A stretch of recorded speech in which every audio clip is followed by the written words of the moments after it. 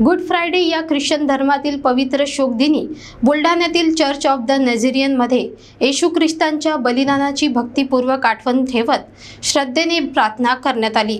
हा दिवस जगण्यासाठी दिलेल्या बलिदानाचे प्रतीक म्हणून साजरा केला जातो। बुलढाणा शहरातील चर्च ऑफ द नेझरियनमध्ये गुड फ्रायडे हा दिवस अत्यंत श्रद्धा आणि भक्तिभावाने साजरा करण्यात आला।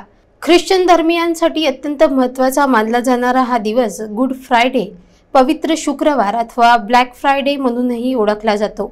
या दिवशी येशू ख्रिस्तांनी मानवजातीच्या पापांचा प्रायश्चित म्हणून दिलेलं बलिदान स्मरून प्रार्थना केली जाते। चर्चमध्ये येशूंच्या वेदनादायी जीवन प्रवासाची गाथा सादर करण्यात आली। शेकडो श्रद्धाळूंच्या उपस्थितीत येशू ख्रिस्ताला स्मरून विशेष प्रार्थना सभा आयोजित करण्यात आली होती। गुड फ्रायडे हा सण आनंदाचा नसून आत्मपरीक्षण आणि शोक व्यक्त करण्याचा दिवस असतो। त्यामुळे हा दिवस शांततेत, प्रार्थनेत आणि संयमाने घालवला जातो। येशू ख्रिस्तांचे दुःख, त्यांचे त्याग आणि बलिदान याची आठवण करून देत श्रद्धाळूंनी उपवास, ध्यानधारणा आणि आत्ममंथन केले। या कार्यक्रमावेळी रेव सुहास गुज्जर यांनी येशूंच्या जीवनावर प्रकाश टाकत भाविकांना आध्यात्मिक संदेश दिला।